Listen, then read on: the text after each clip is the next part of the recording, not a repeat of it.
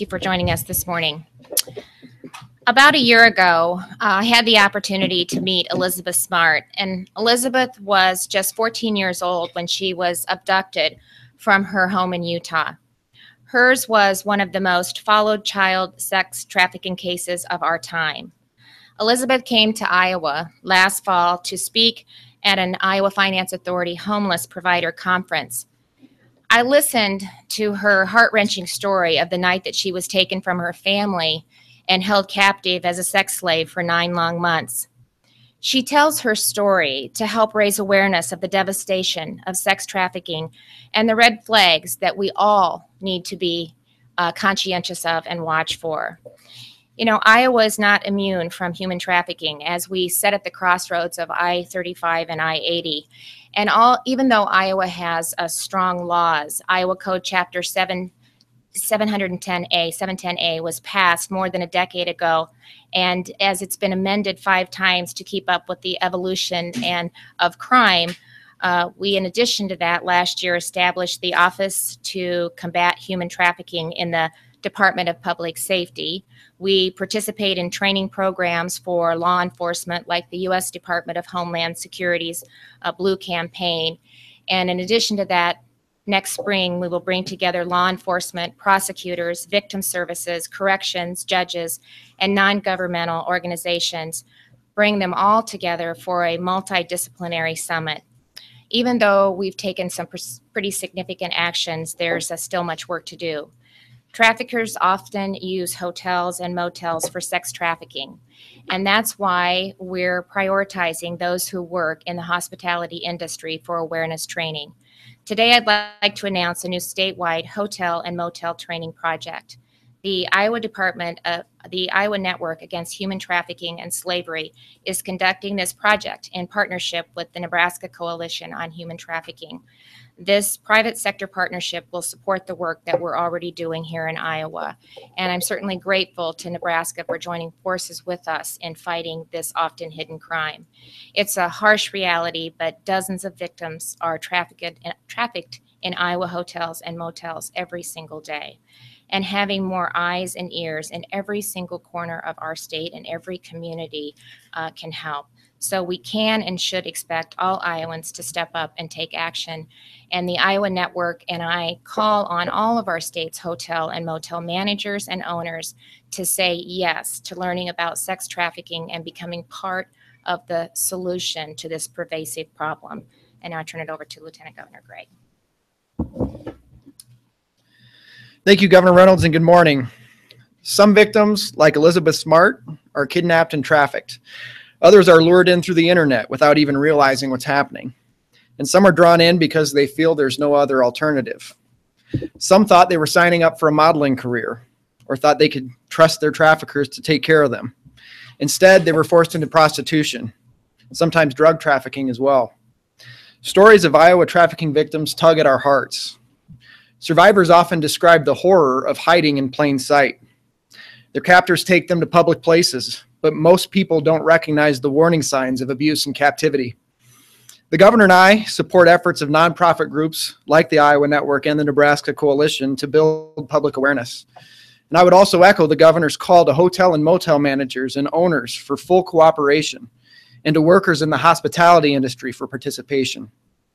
Regardless of where trafficking begins, it's important for our justice system to recognize and take action against trafficking. As the governor said, the Iowa Department of Public Safety's Anti-Human Trafficking Office has been coordinating training for law enforcement officers. The office is also assisting the courts and other government agencies to recognize trafficking and respond more effectively. The Crime Victim Assistance Division of the Attorney General's Office is also conducting training for prosecutors, law enforcement, and first responders. It's important, too, for the public to recognize the signs of trafficking and to know what to do. Community groups like the Iowa Network are spearheading the effort to prevent trafficking and to raise public awareness of the signs of trafficking so that law enforcement can respond. These non-government organizations are committed to informing the public of the red flags to watch for and urging them to call 911 when they suspect human trafficking. And I'd like to invite George Belitzos to the podium. George is the chair of the board of directors of the Iowa Network Against Human Trafficking and Slavery, and he's advocated for Iowa's youth for 4 decades. George?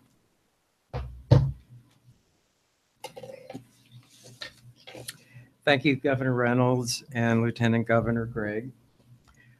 On behalf of the Iowa Network Against Human Trafficking and Slavery, I want to thank you both for your personal support of our anti-trafficking efforts, as well as your support for strengthening state government's response to this destructive and growing crime against humanity.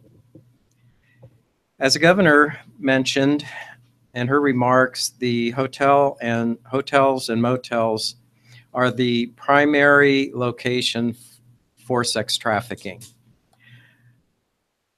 We estimate that at least 50% of the sex trafficking that takes place in hotels and motels, and it is, as I've seen estimates as high as 75 to 80%. I want to add to what the governor had to say with regard to the hotels and motels by mentioning that internet escort services and the related sex ads on the internet take a big jump whenever major events, especially sporting events, take place in our cities such as Des Moines. Traffickers bring the women in, many are minors, to hotels and motels during these events. Traffickers view them as an opportunity for huge profits with very little risk or penalty or punishment. This hotel-motel project that the governor is helping us launch today is intended to end this secrecy by training the hotel and motel workers, managers, to know what to look for and how to report. The events that I just talked about aren't the root cause of the trafficking. The root cause is greed, money. It's all driven by money. And a subculture that accepts treating people, especially women and children, as sex objects that may be bought and sold. Poverty, drug addiction, homelessness, kids coming from dysfunctional homes, sheer desperation lead to maintaining a growing pool of vulnerable victims. When the network began 10 years ago, human trafficking was not recognized as a problem here in Iowa. Thankfully, that has now changed, and the response by Iowa law enforcement, by the law enforcement community, nonprofits, and government agencies has greatly improved, especially in the last 2 years. You may look around the room and outside the room and see a lot of law enforcement officers. We have invited law enforcement leaders, chiefs of police, to join us for this conference or press conference, and then meet with us afterwards to join forces in this hotel-motel project. And we're hoping that they will endorse it as well. The undeniable truth is that human trafficking occurs in Iowa and has been here for many, many years. As far back as 25 to 30 years ago, I learned firsthand about trafficking of Iowa youth as a CEO of a large nonprofit child welfare agency, YSS. We serve 5,000 kids a year. We offered safety, shelter to Iowa's runaway homeless youth and neglected youth. Back then, what we saw, we called survival sex. But these highly vulnerable kids were in fact being sex trafficked. Since then, the internet has fueled the growth of commercial sexual exploitation of young victims who daily endure terror and trauma while their bodies are sold to fill the pockets of greedy traffickers.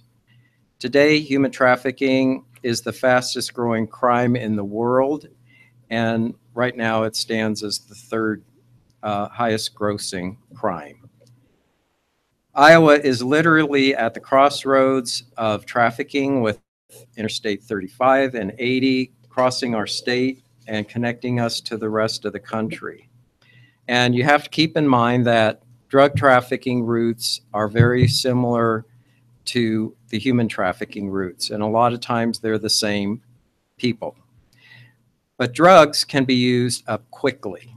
So the traffickers actually are making more money in human trafficking than drug trafficking. Humans can be exploited for many years. Plus, human trafficking is more hidden from public view. That is why our network is so grateful and encouraged by the support we see from our governor and our lieutenant governor in the launch of this Hotel-Motel project and their endorsement, and call for cooperation from all the hotels and motels. To fund this project, because we've have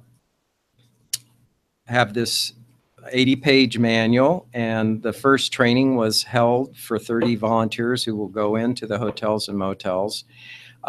We partnered with the Nebraska Coalition for Human Trafficking, and we will hear from Stephen in just a minute, who will talk about how we have partnered together and what we are doing together. To get this funded, we turned to the community, the Greater Des Moines Community Foundation, with the three of you stand for recognition. Thank you for funding this project, which allowed us to produce the manuals, to bring 3 trainers in, pay their expenses last week, and just helping us coordinate all of this. So thank you for finding 3 donors who specifically wanted to give to this project. When we decided to launch this critically important statewide initiative to train employees of Iowa's hotels and motels, as I mentioned, we turned to the Coalition on Human Trafficking in Nebraska. They have a lot more experience with this than we do. Stephen O'Mara is the leader of the effort in Nebraska, and he will tell you more about the Nebraska Hotel-Motel project and how we are partnering. The Hotel-Motel packets and the volunteers, and it's just been a tremendous start to this effort that they've given us. Stephen O'Mara will speak next. He will he's a very well-known prosecutor who's prosecuted a number of human trafficking cases here in Iowa. He has been a leader in human trafficking both here in Iowa and in Nebraska, and he's on our Iowa board of directors for the Network Against Human Trafficking. Stephen will be our last speaker, and then the governor is going to present an award to the city of Johnston, and then we will take your questions.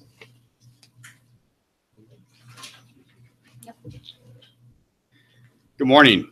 My name is Stephen Patrick O'Mara. I've been working against human trafficking since 2007 in both Iowa and Nebraska. First as an assistant United States attorney for Iowa, then later with the Nebraska Attorney General's office, and currently as the president of the Coalition on Human Trafficking in Omaha, Nebraska.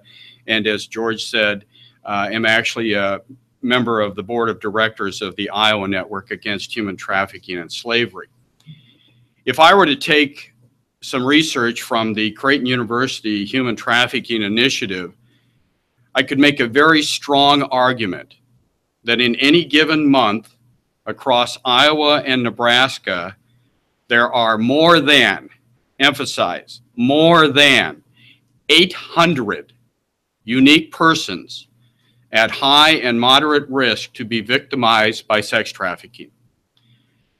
Coupling that with the understanding that much, if not most, of sex trafficking is actually carried out in hotels and motels, although I think currently that is often without the awareness of the hotel and motel. So recognizing these facts, the Omaha Coalition, the Coalition on Human Trafficking, initiated the Hotel-Motel project and has now trained the personnel in over 100 hotels and motels to realize, recognize, and respond.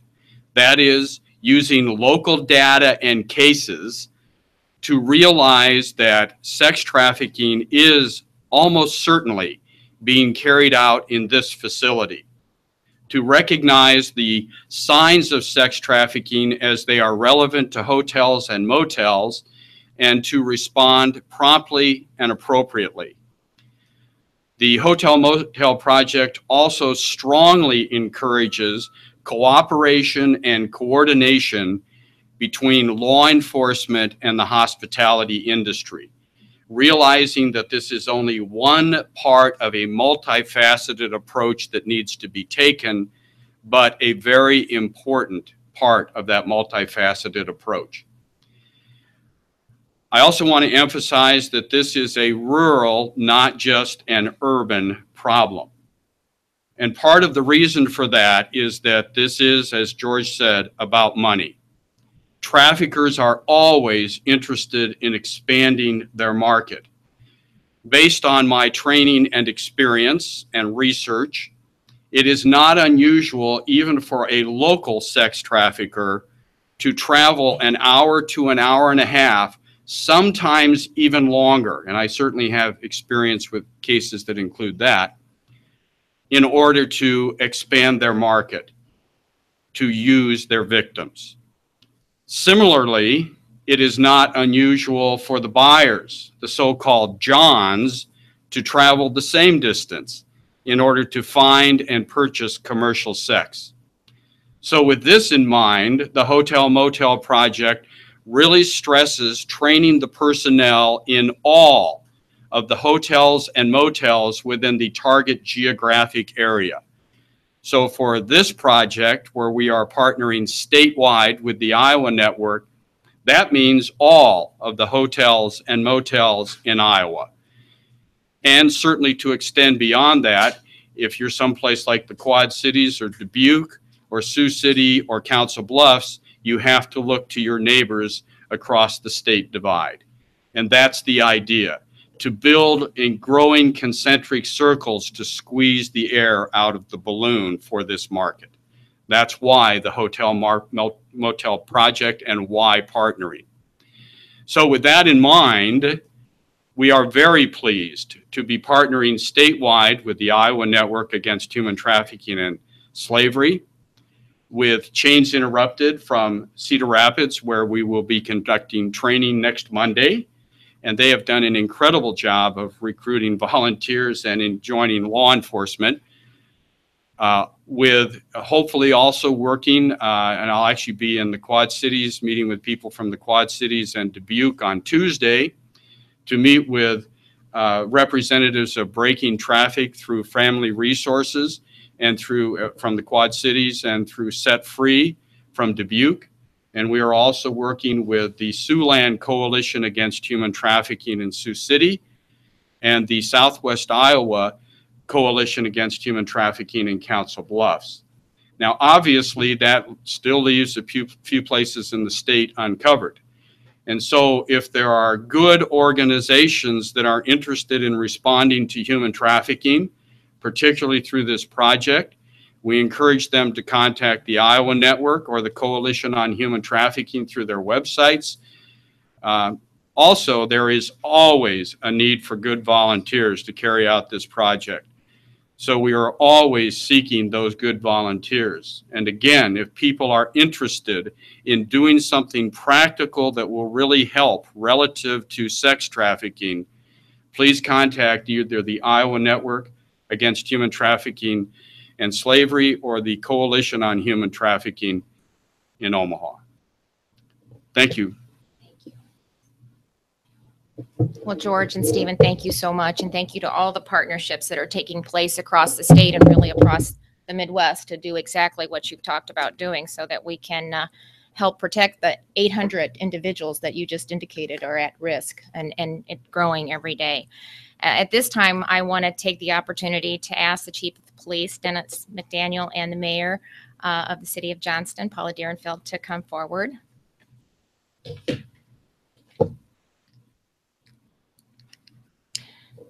So it's my honor to have the opportunity this morning to recognize the City of Johnston. The network was The Iowa Network Against Human Trafficking and Slavery. The network was Iowa's first and remains Iowa's only statewide nonprofit devoted exclusively to fighting human trafficking and modern-day slavery.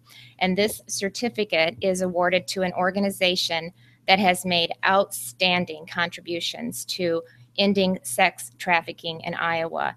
So the Outstanding Anti-Trafficking Service Award is presented this morning to the City of Johnston for becoming the first city in Iowa to adopt an ordinance to regulate massage businesses as a means to prevent and root out sex trafficking and prostitution.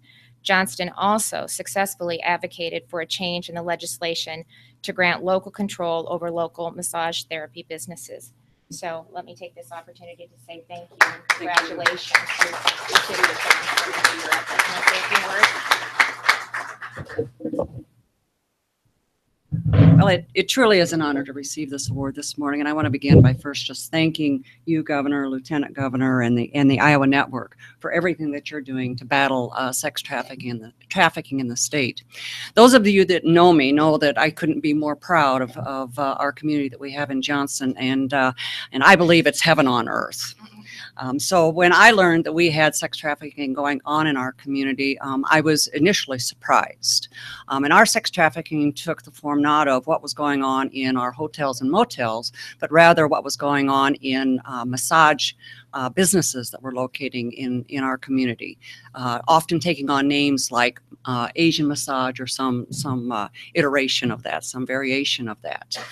We first experienced that about 3 years ago, and we took the same approach that most communities in the state, and particularly those that are along the interstate highways, those that are most vulnerable, that are most susceptible to these kinds of business. We took the traditional approach and tried to catch them in illegal criminal activities and then drive them out based on that.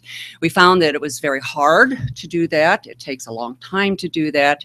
And so we, knowing that even though we drove that first one out using that method, we would be vulnerable to the next one moving into our community.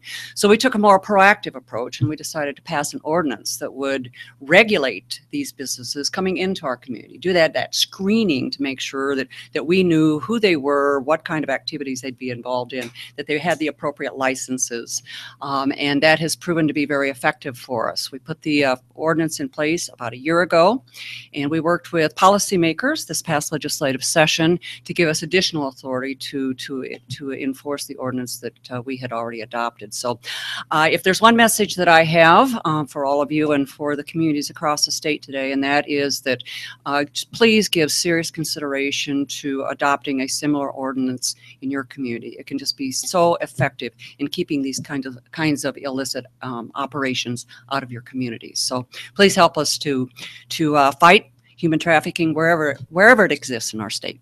Thank you very much. No?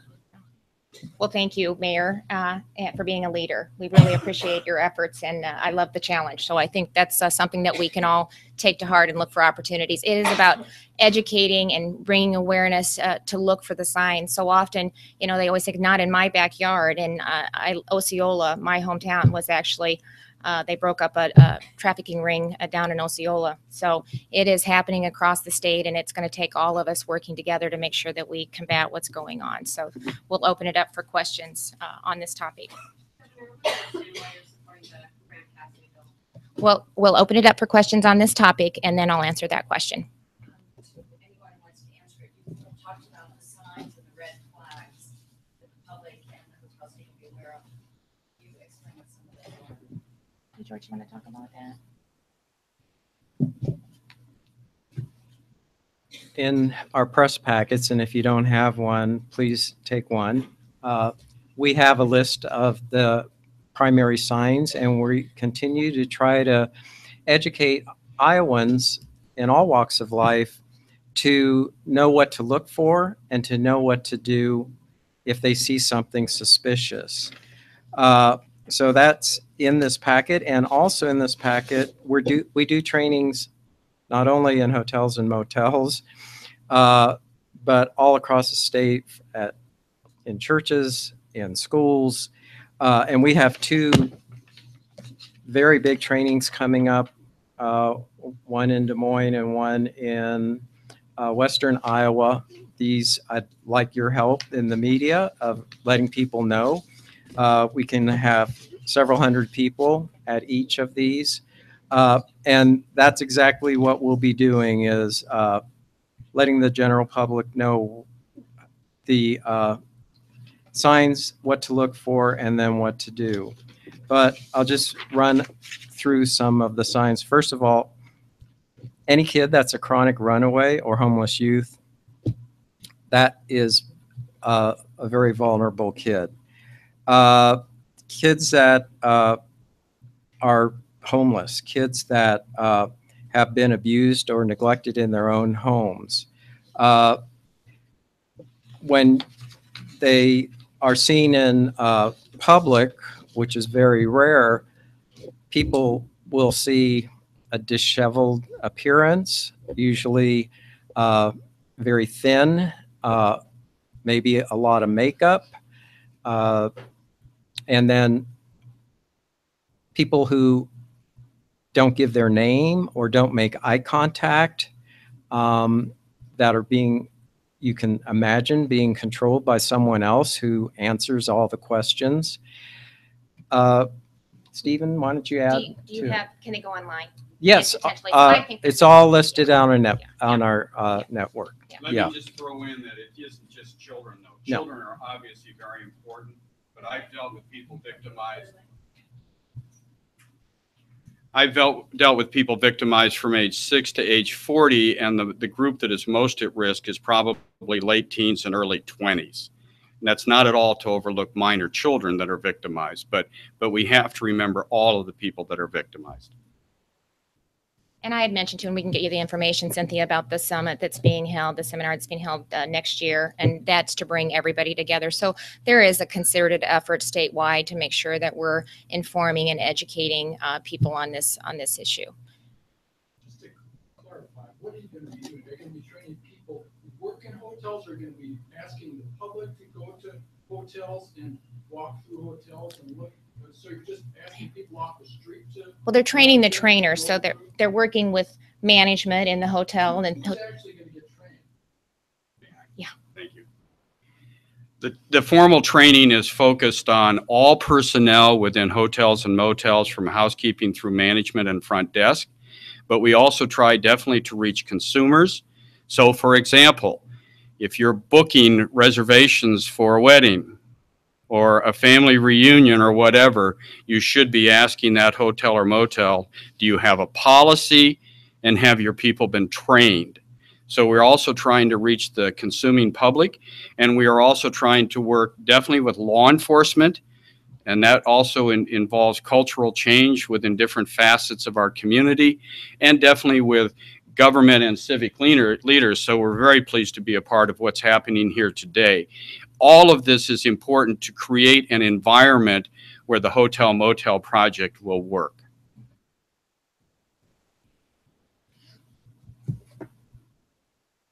Or like ordinance, like the city of Johnston. I mean, there's a lot of opportunities statewide that we can do that. Okay, so are there any other questions on this topic? Okay, Barbara. In support of the grant capacity bill, and I just want to make sure I understand the reasoning behind that. There are some concerns that over the course of several years, this would be millions to billions of dollars of cuts in terms of federal funding for the state of Iowa on Medicaid. So why are you supporting it? Well, because right now what we have is not working. It's unsustainable, it's unworkable, and it's collapsing before our very eyes. People were sold a bill of goods with Obamacare. They were told that their premiums were go down, that they could keep their doctor. In Iowa, we've seen our individual market collapse. We've seen premiums in Iowa go up 110% over the last 5 years. So it's not working. It's not working. It's not sustainable, and we need to do something. And I've been consistent in saying that each state is different. And this is, I think, an opportunity to give states the flexibility to meet the needs of a very vulnerable population. And, you know, the details will be worked out. You know, we've got a broad parameter of what that looks like. But the bottom line, when I talked about this out in Washington, D.C., when I had the opportunity to testify before one of the judicial committees, we talked about, you know, the states should be given the flexibility, whether it be through block grants or whatever that looks like, to meet the needs of their population. And it's worked before. If you take a look at welfare reform in the 80s, where they gave states through block grants the flexibility to manage the population, they cut the rolls in half. So it can work, and I believe right now this is the only vehicle that we have to address Obamacare that's failing. So are you saying that you would be okay with you to cut the rolls of Medicaid in half? No, I'm not saying that, Bill. That's not what I said. What I said is the system that we have right now is not working. It is collapsing. We have people that have a health insurance card and they can't use it. We've seen premiums skyrocket. A family of 4 are paying $1,200 a month, and the deductible for each one of them, a mom and dad and 2 children, is $5,000 a month. They can't afford to use it, and that's happening across the state. So we need to figure out a way to provide a system that works. And we believe that the states, no 2 states are the same, that if we're given the flexibility, it's not a shift of cost, but right now it's a pass-through, and they're going to work through the details. We don't know all of the details. That will happen as we move through. But right now, I believe that's a vehicle that, and there's 20 other governors that have joined me in signing on to the Graham-Cassidy bill. And so I believe right now that's the only vehicle that we have to really fix a broken system. Should we dramatically rework our Medicaid system in order to achieve this goal of repealing and replacing Obamacare? I don't know if that needs to happen. What we need to do is first of all, help get Iowans healthy. I mean, that's one of the first things that we need to do, is to make sure that we are identifying chronic illness sooner rather than later. That's a big, component of managed care, so that the most vulnerable Iowans have a network and a support system so that we can coordinate and manage their care, so that we make sure that they're doing annual physicals, that they're taking their medication, that they're, getting healthy, that we can identify chronic illness sooner rather than later. It all works together. It can't happen in isolation. And that's too much of what's going on. We've got such a big bureaucratic system that's collapsing before us. And it was never, we've said from the very beginning it wasn't sustainable, and we're actually seeing that happen. And so we have to figure out a way to fix that. And I believe right now, with what we've had, this is a vehicle that I can get behind, because it gives states the flexibility to meet the needs of Iowans, to work with existing programs, to coordinate some of the programs that are in place, to get the outcomes that I believe that we can get. Do you think this is the alternative to a waiver, which has not yet been granted? No, it's just still, I've said from the beginning with the stopgap proposal, that's a short-term fix. I'll have 72,000 Iowans come January 1 that will have no access to health care, and that is not acceptable. And so we put together a proposal, a stopgap proposal, that meets the needs and will ensure that would bring Wellmark back into the plan. It would provide coverage in all of Iowa's 99 counties. We've filed the waiver. We're waiting to hear. We should be hearing shortly. We're in contact with the White House, with Secretary Price, and with Seema Verma almost every single day. I can tell you that all parties want to get to yes. So I'm cautiously optimistic, and we're not going to, because again, doing nothing is not an option. So in the interim, because of the timeline, I have to have something in place so that we can start signing people up in November. And so this is the short term, and the Graham-Cassidy bill is the long-term fix that we need to have happen. But I've said from the beginning, they're 2 separate issues. We need Congress to act, and we need them to do something for the long term. Healthcare providers say that Medicaid is not working. Mhm. The state's largest in-home healthcare providers, they spend nearly $1 million. Broadmont has spent millions of dollars from the MCOs. That healthcare provider is at risk of closing its doors. What, if anything, is being done to get payment to those people and get their clients the services that they need? Well, first of all, making sure that we're taking care of the most vulnerable Iowans in this state is a top priority. And that means helping them through a system that's manageable, by helping them coordinate their care, by making sure that they are taking their medications, they're going to the doctor, they have a home health doctor. And managed care is working. Now, it's not perfect. We still have, there's progress that needs to be made. We should never be satisfied with the status quo. So we need to continue to look at the system and look for opportunities to make it better and enhance it. And we've done that. It's only been a year. We're just beginning to go into year 2. I think people forget that the previous system, fee for service, had a whole lot of issues also. It was not sustainable. It was not affordable. This brings stability to the program, but it coordinates the care. It really helps individuals, vulnerable individuals, manage the care so we can help get them healthy. And so that means working with the managed care providers. That means making sure that it's a partnership, that not only they can sustain and continue to be a part of the partnership, the managed care program that we have in place, but it also means that I need to make sure that I'm also taking into account taxpayers. And so it's a combination of both. And I have full confidence in Director Jerry Foxhoven. He's only been on the job about 3 months, but we've heard really positive comments from the managed care providers about the communication and the outreach and the efforts that have been made by Jerry and his agency to continue to build and sustain the partnership that we have in place. So it takes time. That number is getting smaller and smaller. I would encourage them to reach out to our office, to reach out to Jerry, or reach out to Nick Pottebaum. He's our policy person in charge of that. We'll sit down with them and we'll walk through this. There's also a lot of positive stories out there too. And, those don't get in the media a lot of times. So there's a balance, but I would ask them to reach out to this office. We will work with them. And, we have to help facilitate that and help with communicate the issues. But we've addressed a lot of them over the past year, and we're going to continue to address them. That's what we do. You should never be satisfied with the status quo. I've never said it's perfect. This is a program that we're working on, but it was the right thing to do. Most of the states are participating in managed care. We're not going back. This is the direction that we're going in, and we're going to continue to look for opportunities to make it better. Medicaid recipients, DHS council met this month and talked about eliminating programs such as for autism, cervical and breast cancer treatment programs.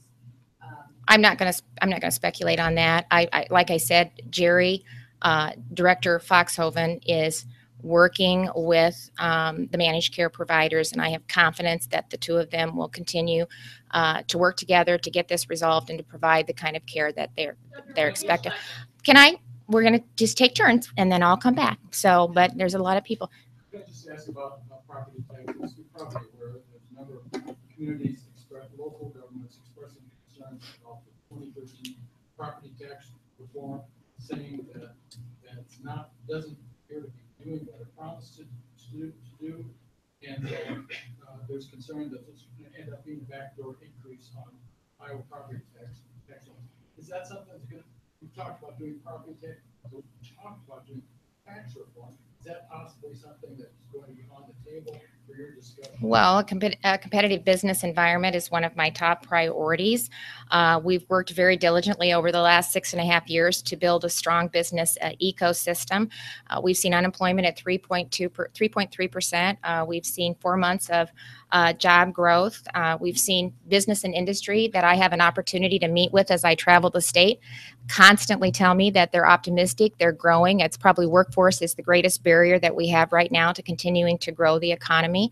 So, it's a partnership. We're going to work with local government. We want to bring them to the table as we look at competitive tax rates so that we can remain competitive.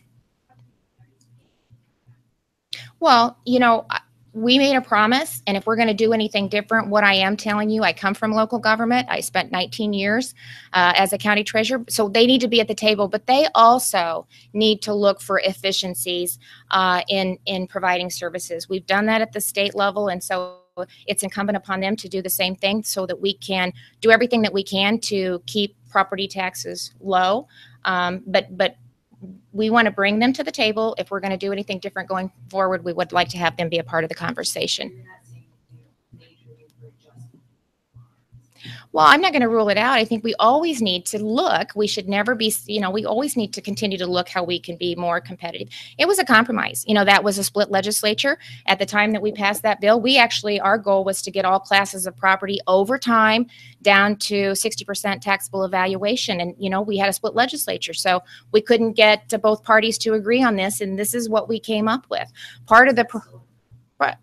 Well, I don't know. I mean, we need to take a look at that as we're looking at, a competitive business environment, tax structure. If we look at broadband connectivity, all of that is part of making sure that we have a competitive business environment.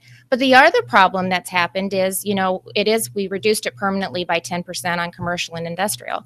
But as assessed values increase, that eats into the savings. And so that's part of it too. It's complicated, but all of that plays a role in meeting the expectations that we had hoped for with savings. But I can tell you, when I did travel the state and heard from businesses, they had seen a significant reduction in their commercial property taxes, especially in some of our smaller communities and main streets, and they were investing that back into the business and into hiring Iowans. So it's the right thing to do. We were the second highest in the nation. We're not competitive.